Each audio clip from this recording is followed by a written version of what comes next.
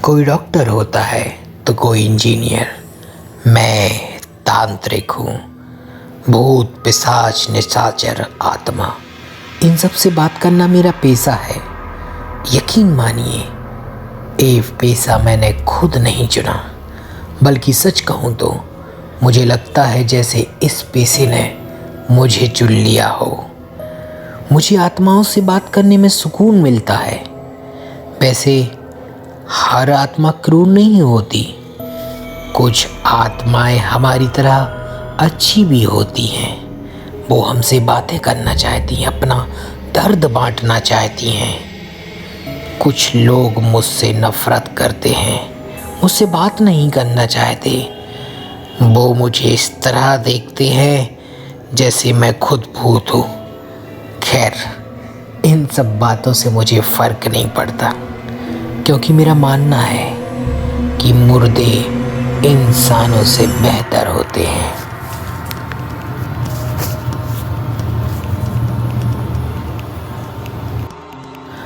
रात भर शमशान भूमि में साधना करने के बाद मैं सुबह अपने घर लौट रहा था। तभी मेरी नज़र रोड किनारे बने थाना महाराजपुर पर गई। वहाँ लोगों का तांता लगा हुआ था। पास में एक क्षतिग्रस्त बोलेरो पड़ी थी। इतना सब देखने के बाद मुझे अंदेशा हो गया था कि जरूर किसी का रोड एक्सीडेंट हुआ है। मैंने पास जाकर देखा तो कुछ लोग एक लाश को एम्बुलेंस में डाल रहे थे, शायद पोस्टमार्टम के लिए ले जा रहे हों। मुझे समझ नहीं आ रहा था कि ये लाश किसकी है। तभी मेरे कान में कुछ बुदबुदाहट हुई, जैसे वो लाश मुझसे बात करना चाहती है।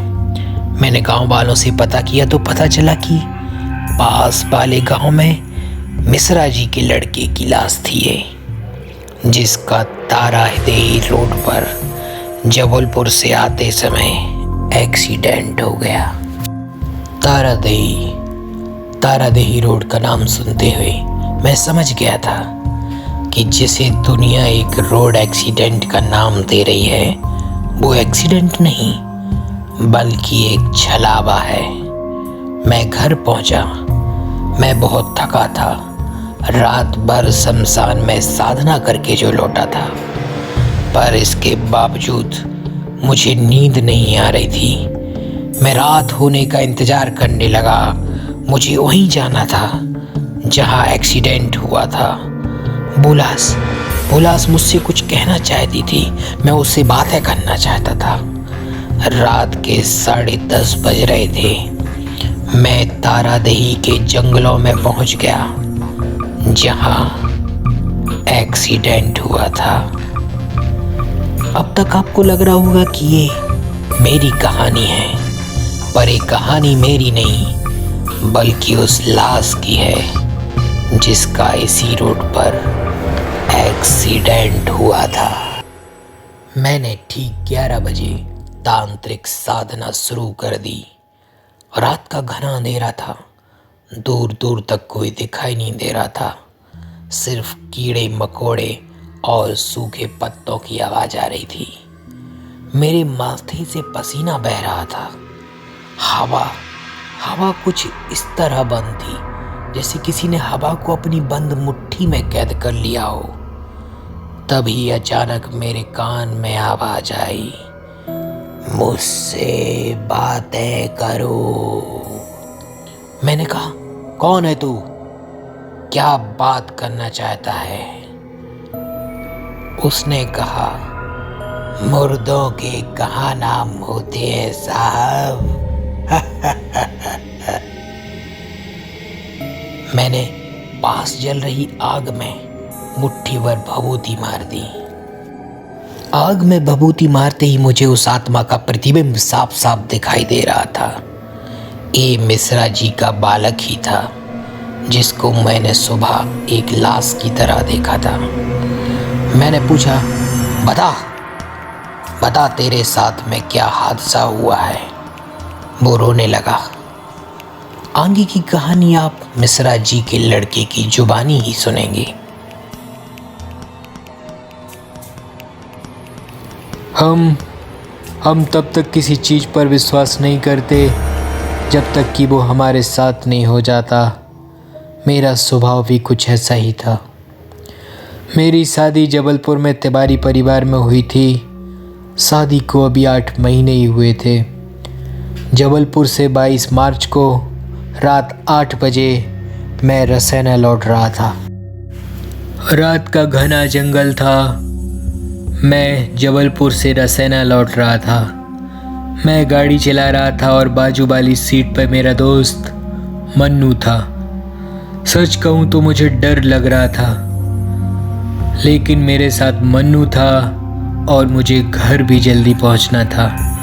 इसलिए हमने तारादेही रोड से गाड़ी ले जाने का फैसला किया। गाड़ी अपनी रफ्तार से बढ़ती जा रही थी। आगे मुझे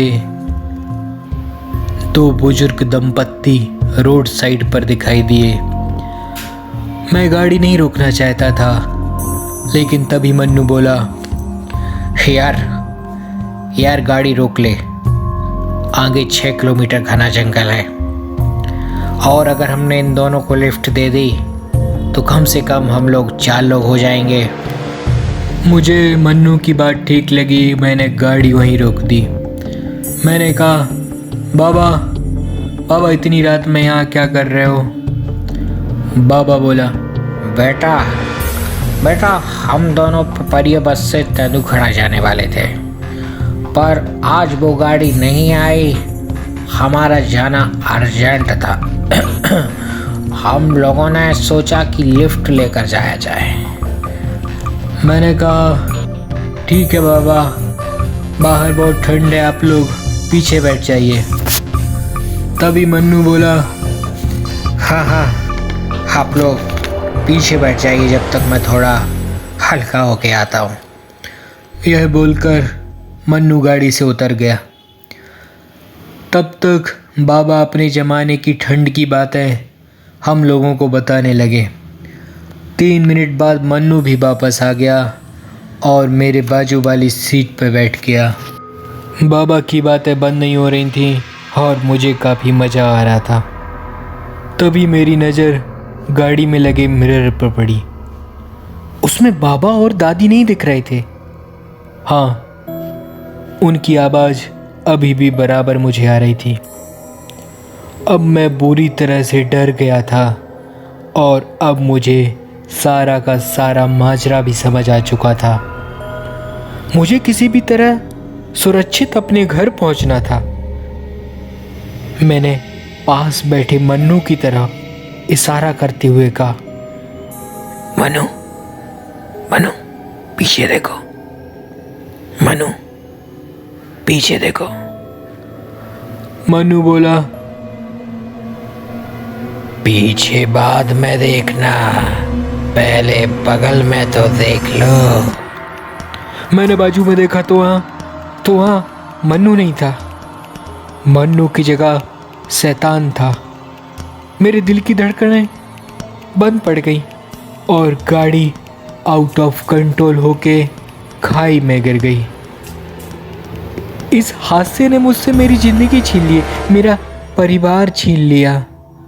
अब मेरी आत्मा इसी रोड पर भटकती है और यहाँ से हर निकलने वाले राहगीर से यही पूछती है कि आखिर कसूर किसका था, उस बुजुर्ग दंपति का या मेरा, जिसने जानबूझ के रास्ता चुना था।